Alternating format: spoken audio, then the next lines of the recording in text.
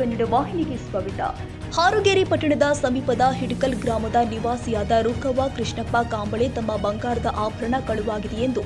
1/6/2025ರಂದು Harugeri police ಠಾಣೆಯಲ್ಲಿ ಪ್ರಕರಣ ದಾಖಲು ಮಾಡಿದ ಹಿನ್ನೆಲೆ ಪೊಲೀಸರ ತನಿಖೆ ನಡೆಸಿದಾಗ ಕಳ್ಳತನ ಮಾಡಿದ ಆರೋಪಿ ಹುಡುಕಲು ಪ್ರಾರಂಭಿಸಿದಾಗ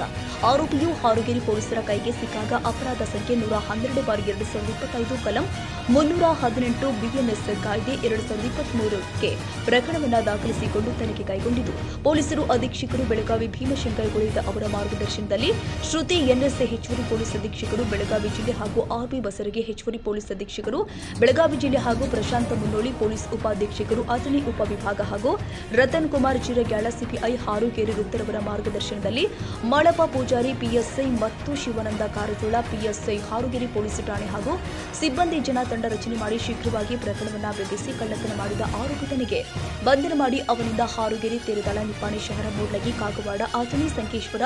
ಚಿಕ್ಕೋಡಿ ಪೊಲೀಸ್ ಠಾಣಾ ವ್ಯಾಪ್ತಿಯಲ್ಲಿ ಒಟ್ಟು 9 ವಂಚನೆ ಪ್ರಕರಣವನ್ನು ಪತ್ತೆ ಮಾಡಿ ವಂಚನೆ ಮಾಡಿದವನಿಂದ ಕೃತ್ಯಕ್ಕೆ ಉಪಯೋಗಿಸಿದ ಮೋಟಾರ್ ಸೈಕಲ್ ಒಂದು 80,000 ರೂಪಾಯಿ ಮತ್ತು 64 ಗ್ರಾಂ ಬಂಗಾರದ ಆಭರಣವನ್ನ ಇವುಗಳ ಒಟ್ಟು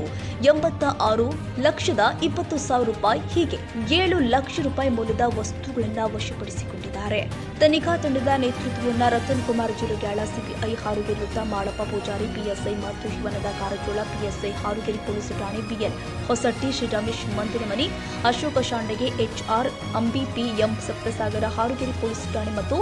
Vinod Takkanavar technical cell police ಅಧೀಕ್ಷಕರ ಕಚೇರಿ ಬೆಳಗಾವಿ ಅವರು ಪತ್ತೆ ಕಾರ್ಯನಿರ್ವಹಿಸಿದ್ದು ಭಾಗವಹಿಸಿ ಕಳ್ಳತನವಾದ ಆಭರಣವನ್ನ ಮಾರುತಿಯಿಂದ ವಶಪಡಿಸಿಕೊಂಡಿದ್ದಾರೆ. ತಾಜಾ ಸುದ್ದಿಗಾಗಿ ಎಂಟಿವಿ ನ್ಯೂಸ್ 24/7ಗೆ ಸಬ್ಸ್ಕ್ರೈಬ್ ಮಾಡಿ ಮತ್ತು ಬೆಲ್ ಐಕಾನ್ ಅನ್ನು ಒತ್ತಿ. ತಪ್ಪದೇ ಲಿಂಕ್ ಶೇರ್ ಮಾಡಿ.